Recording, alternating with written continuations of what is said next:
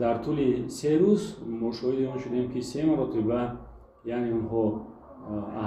аҳди сулҳ бастанд, вале баъд аз 1 ё 2 соат гузаштан ҳамин аҳдро ноҷавонмардона яъне шикастанд. бино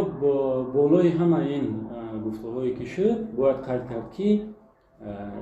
албатта дар баробари он ҷангҳои иттилоотие ки имрӯз рафта истодааст, бояд қайд кард, ки расонаҳои хабарии Қирғизистон албатта пайваста ҷониби Тоҷикистонро гунаҳгор меҳисобанд, вале намедонам аз чӣ сабаб бошад, ки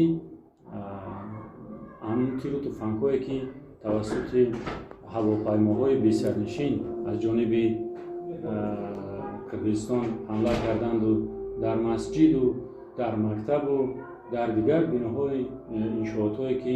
аҳолии осоишта мезистанд онҷо он ҷойҳоро бомбаборон карданд. Атрофи ин масъала чаро ки гап намезананд, на танҳо мардуми Қирғизистон, балки ҳатто аз ҷониби ҷомеаи ҷаҳонӣ ҳам ягон изҳори назар вобаста ба масъалаи мазкур нашудааст. ҳоло он ки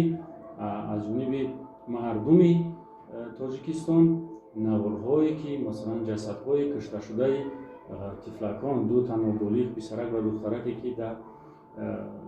сарҳад кушта шуданд ва чандин шахсиятҳои ки онҳо низомӣ набуданд, ҳатто занҳое ки ҳомила буданд кушта шуданд аз ҷониби онҳо аз тарафи на мардуми Қирғизистон ва на ҷомеаи ҷаҳонӣ. Масалан ҳамин чизҳо пайгирӣ карда намешавад.